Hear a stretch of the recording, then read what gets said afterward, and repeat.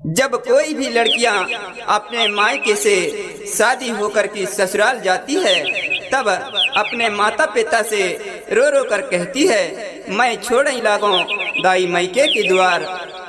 वही मार्मिक दृष्टि को रीना गीत के माध्यम से जन जन तक पहुंचाने जा रहा हूं।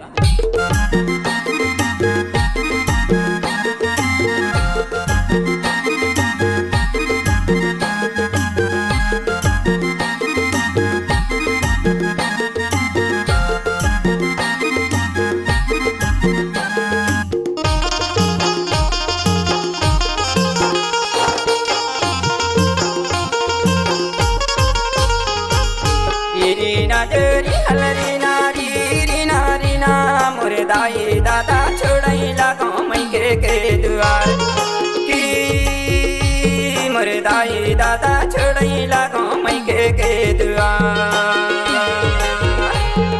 री री नाजरी हलरी नारी री नारी ना, मोरे दाई दादा छोड़ई लागो मायके के द्वार की, मोरे दाई छोड़ई लागो मायके के द्वार।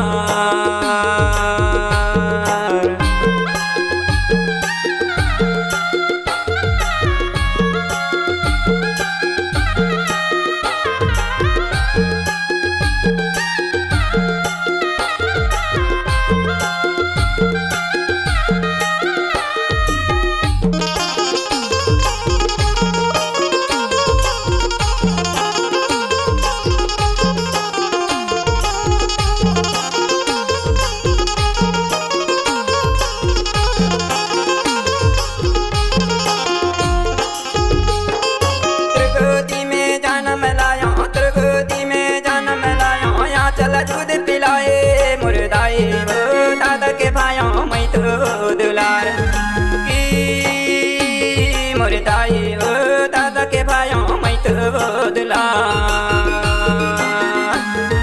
त्रिगोदी में जन्म लायो, त्रिगोदी में जन्म लायो, यहाँ चल दूध पिलाए मोरे दाई दादा के भाइयों मैं तो दुलार की, मोरे दाई दादा के भाइयों मैं तो दुलार।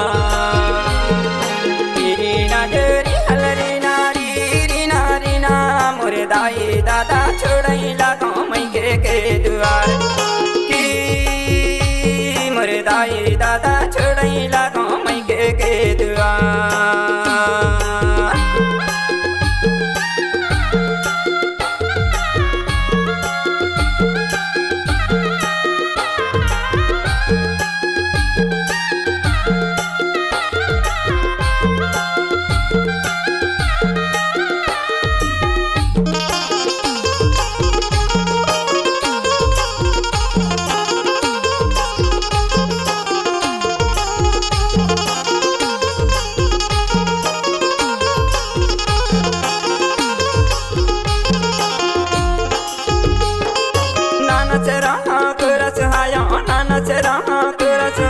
गोदी माँ खिलाए मोरे दाई बड़े भाई के बैरी भाइयों तुम्हार की, मोरे दाई बड़े भाई के बैरी भाइयों तुम्हार।